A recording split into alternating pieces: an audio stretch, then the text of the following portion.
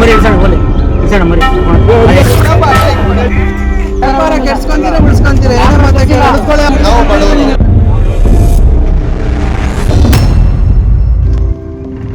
ನನಗಾಗ ಗೊತ್ತೇ ಇರಲಿಲ್ಲ ಈ ಒಂದು ಡೀಲ್ ನನ್ನ ತಮ್ಮನ ಬಗ್ಗೆ ಇದ್ದ ನನ್ನ ಒಪಿನಿಯನ್ನೇ ಚೇಂಜ್ ಮಾಡುತ್ತೆ ಅಂತ. ಇಲ್ಲಿ ಒಂದು ಡೀಲ್ ಮಾಡೋಕ್ಕೆ ಮೊದಲು ಒಳ್ಳೆ ಸೆಲ್ಲರ್ನ ಹುಡುಕಬೇಕು. ಹಾಗಂತ ಒಬ್ಬರ ಹತ್ರನೇ ವ್ಯಾಪಾರ ಮಾಡ್ಕೊಂಡು ನಿಂತ್ಕೊಂಡ್ರೆ ಬೇರೆ ಒಳ್ಳೆ ಡೀಲ್ ಕೂಡ ಮಿಸ್ ಆಗ್ಬೋದು. ವ್ಯಾಪಾರ ಬೇಡ ಎಲ್ಲ ಕೊಡಬೇಕು ಹೇಳ್ಬಿಟ್ರೆ ಆಯ್ತು ಅಷ್ಟೇ.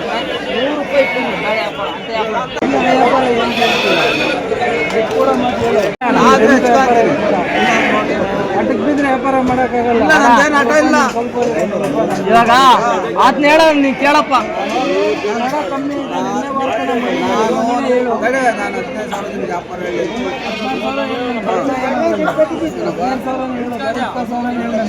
ಆಯ್ತು ಹಿಂಗೆಲ್ಲ ಹಿಂಗ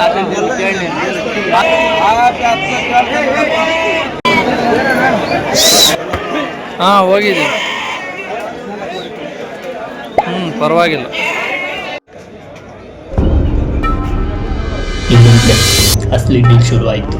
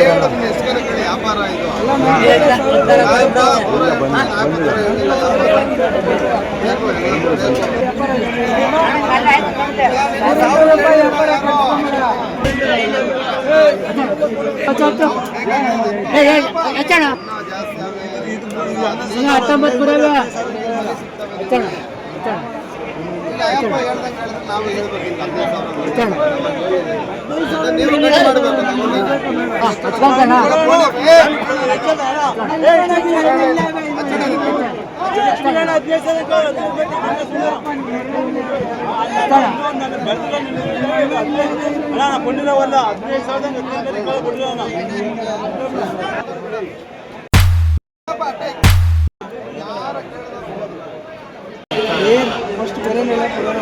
ಬೇರೆ ನೆಲಾಗಿಂದ ಇವರೆಲ್ಲ ಇವರು ಕಾಲೇ ಒಮ್ಮೆ ಒಂದು ಕಾಲೇ ಹತ್ತು ಮರಿ ಇರಿಸೋ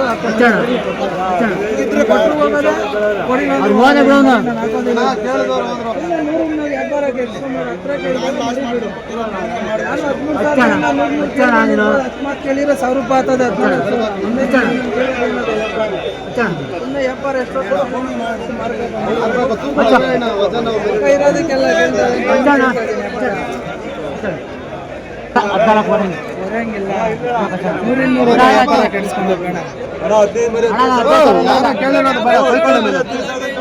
ವ್ಯಾಪಾರ ಕೆಡ್ಸ್ಕೊಂತೀರ ಉಳಿಸ್ಕೊಂತೀರ ಏನೇ ಮತ್ತೆ ವ್ಯಾಪಾರ ನಿಮ್ಗೆ ಹೇಳಿದ್ದು. ವ್ಯಾಪಾರ ಅಂದ್ರೆ ಎರಡೇ ವ್ಯಾಪಾರ ಹೇಳೋದು. ಹೇಳಲ್ಲ ನಿನ್ನ ಹತ್ರ ಏನು ಕಮ್ಮಿ ಕೇಳ್ತಾ ಇಲ್ಲ. ನಾನು ಜಾಸ್ತಿ ಹೇಳಿಲ್ಲ ನಿನಗೆ.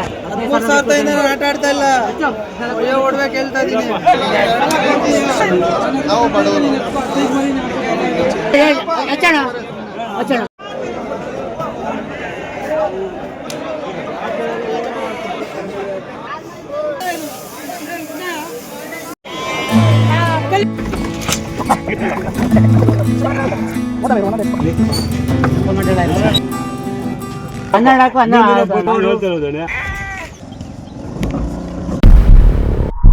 ಮರಿ ಇಳ್ಸೋಣ ಬೋಲೆ ಇಳ್ಸೋಣ ಮರಿ ಹೊಡ್ಕೊಳ್ತೀವಿ.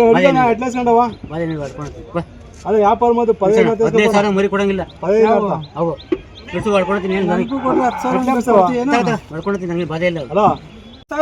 ವಾಪಸ್ ಒಬ್ರು ಇನ್ನೊಂದು ಸಂಪಾದನೆ ಮಾಡೋದು. ಒಂದ್ ನಾಯ್ಕ್ 25,000 ಕೊಟ್ಟು ತಂದು ಒಂದ್ ದಿನಕ್ಕೆ 1,000 ರೂಪಾಯಿ ಖರ್ಚು ಮಾಡ್ತಾರೆ. ಒಳ್ಳೆ ಮನುಷ್ಯ ವಾಪಸ್ ಹೊಡಿ ಎಷ್ಟೊತ್ತಿಲ್ಲ ಹೊಡ್ಕೊಟ್ಬಿಡ್ತೀನಿ. 1 ಲಕ್ಷಕ್ಕೆ 1,000 ರೂಪಾಯಿ ನಾನು ಇಟ್ಕೊಂಡು 600 ಹೇಳೋಣ ಕೊಡೋ ಸುಮ್ಮನೆ ಬೇಡ. 2,000 ಇಟ್ಕೊಬೇಕು. ನಾನು ನಿಯತ್ತಾಗಿ 1,000 ಇಟ್ಕೊಂಡಿದ್ದೀನಿ. ನಾನು ನೋಡಿದ್ ಬೇಜಾರು ಮಾಡ್ಕೊ ಅಲ್ಲಿ ಮರಿ ಕೇಳ್ತಾರೆ ಕೊಡೋಣ ಸುಮ್ಮನೆ ಅವೆಲ್ಲ ಮಾತಾಡ್ಬಾರ್ದು.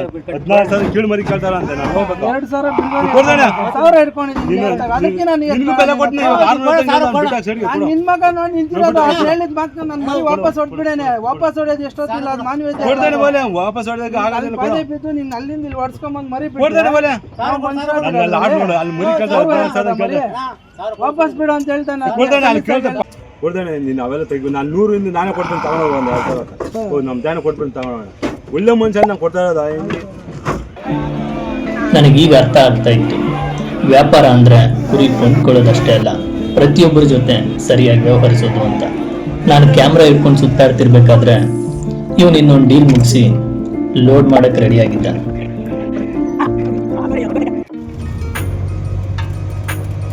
ಆ ದಿನ ನನ್ನ ತಮ್ಮನ ಬಗ್ಗೆ ಇದ್ದ ನನ್ನ ಒಪಿನಿಯನ್ ಯಾಕೆ ಚೇಂಜ್ ಆಯಿತು ಅನ್ನೋದಕ್ಕೆ ಈ ಒಂದು ದಿನಾನೇ ಸಾಕ್ಷಿ.